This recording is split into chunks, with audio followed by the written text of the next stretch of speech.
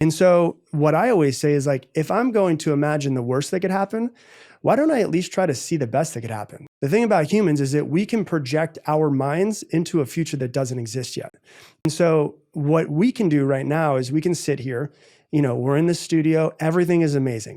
We have food, water, shelter, clothing, everything. But if I'm like, as a lot of people do, like if I'm starting a business, right?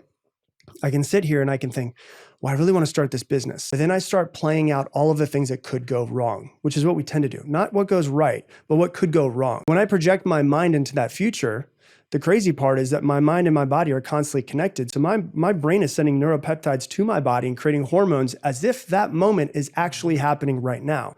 And so what happens is we tend to, as humans, as a protection mechanism, we tend to project ourselves into a future that is fearful, that is scary. And that fearful, scary feeling usually keeps us in the exact same place. And so what I always say is like, if I'm going to imagine the worst that could happen, why don't I at least try to see the best that could happen? And so if I'm going to notice myself, the awareness of like, I'm really in a lot of fear right now with starting this business.